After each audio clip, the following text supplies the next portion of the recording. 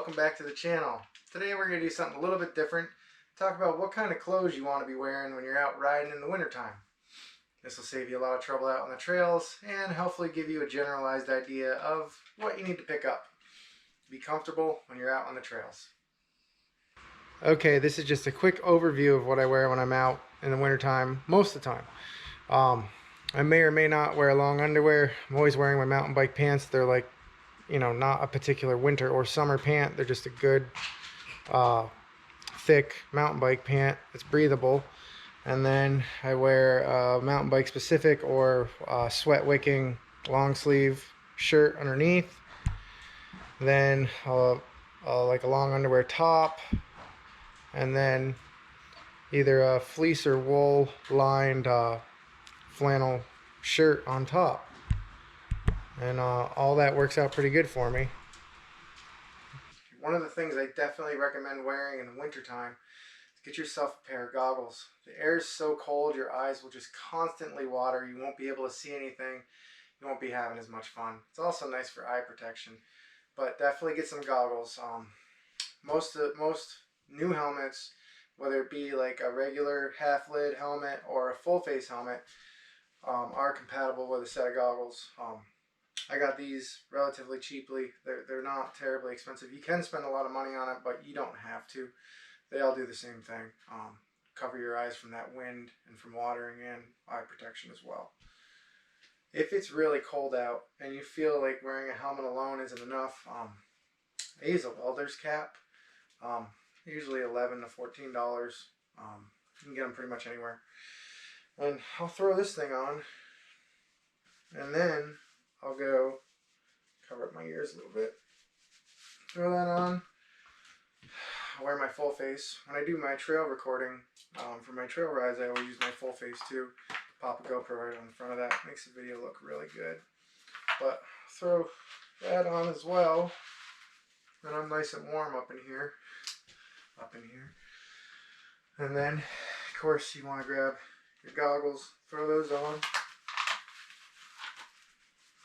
and you'll be good to go for your ride. You won't feel any of the wind coming in through any of your vents in the front you have up there, because you have that real thin cap on, and I really don't sweat that much either when I'm doing it that way. So it is kind of nice to have just an extra small layer on your head, because most of your heat goes out your head. At least that's what they used to say. I'm not a scientist. Anyways, so one of the things that I usually end up doing is I have a nice pair of insulated gloves for the wintertime. It does make a difference. These are the hand up gloves. I tend to like their sizing and their fit on my hands, and they're not terribly expensive. You can get a pair of gloves for like $24 to $28, $30. A lot of times there's sales on them, so check them out. They're really good. But that's all I wear is hand-up gloves. Even my regular gloves are hand-up ones. They just work really well for me. Worth checking out too. But you definitely want to cover your fingers, have them nice and warm. You can take like nitrile mechanics gloves, put them on your hands first, and then put them in the gloves. That's going to help your hands stay really warm, but at that rate, your hands may start to sweat really bad because the nitrile mechanic gloves do not breathe at all. Just to prove it, you can wear goggles with this is what they call a half lid. It just doesn't cover your whole face. It doesn't give you a chin bar. The real big idea with all this is that you want to be able to see when you're riding in the winter. That cold air will make it so that way you tear up every 2 seconds, and it's really, really hard to see when you're at speed with that wind ripping into your eyes the whole time. So, no matter how you look or whatever, the real idea and the real important thing is safety and being in control of your bike at all times. So, yes, half lid will work. A lot of half lids have a movable visor where you can go and store your goggles up top when you're like going uphill or going real slow, and then when you're ready to go downhill, slide them down, rim comes down. That's it. Quick and easy. And keep you safe out on the trail. For the longest time, I was completely against getting any mountain bike specific clothing. I thought, khaki pants or jeans and a t-shirt were always good enough. Well, that was until I tried them. World of a difference. You can find like mountain bike specific pants in this case, or shorts. They're incredibly comfortable. They're made to be breathable. Half the time I want to wear these all the time. They're more comfortable than any other pair of pants that I own. They've been absolutely great. I don't sweat as much, if any, in these in the summertime, even if it's really hot. It has zipper pockets, so you don't lose your keys or your cell phone.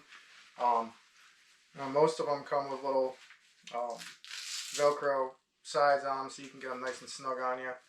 And a couple of them come with belt loops too, but it depends on how much you want to spend and what you're looking for. But there's a lot of different options on that out there. I would absolutely recommend getting a pair of mountain bike specific pants, shorts, a shirt, a jersey. Just start slow. It's all really expensive. You can find deals, but get a little bit of stuff just to make you more comfortable when you're out there. You'll appreciate it. You really will. Again, mountain bike specific clothing. Having a long sleeve jersey or a sweat wicking shirt. A lot of these are cut shorter in the front at the bottom and longer in the back to kind of help cover you when you're bent over riding. It's really thin, but it's really well made. I would have thought this thing would have been stretching out and just, falling apart in the wash, but it's been absolutely great. Very comfortable, and plan on using it a heck of a lot, even up into maybe early summertime. While enjoying the sport of mountain biking, make sure to get some items that are going to help you achieve progression and feel more comfortable on your bike. Take a look at getting a good pair of mountain biking shoes, whether it be clipless, which are technically the ones that clip into the pedals, or flat pedal shoes like I wear, a good set of 510s.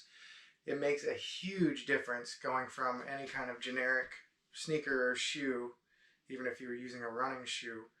When you get real mountain bike pedals with little pins in them, for flat pedals, which is my preference, get yourself a pair of 510 mountain biking shoes. They're nice and flat. They use a certain type of rubber.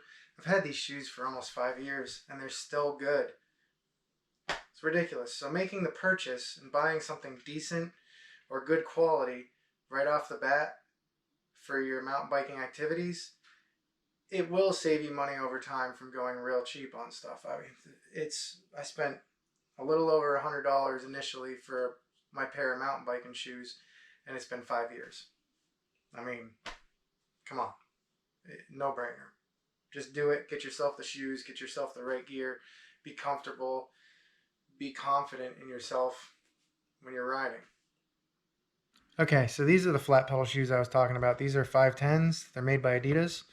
One purchase, 5 years. I've been incredibly happy with them. The bottoms are flat and they're really, really, really gummy. See how you push in pretty easy on them. So your flat pedals are going to grip to these really, really well. The pins on your pedals and are going to keep your feet planted, make you feel safe, and you have a lot more fun when you're safe. I would highly recommend these shoes to anybody who's going to be using flat pedals for mountain biking. 5 years old, test of time, can't go wrong. Well, thanks so much for hanging out with me today. Really appreciate it. Hope you were able to learn something, or at least find the video a little bit informative. If you have any questions, please leave them down in the comments. Like and subscribe would be a huge help for the channel. If you have any questions about other mountain biking, anything, please feel free to leave it in the comments. Be happy to attend to your questions and maybe make some videos around them too. Should be really cool. As always, I hope you have a great day. Go out and ride that bike, and we'll see you next time.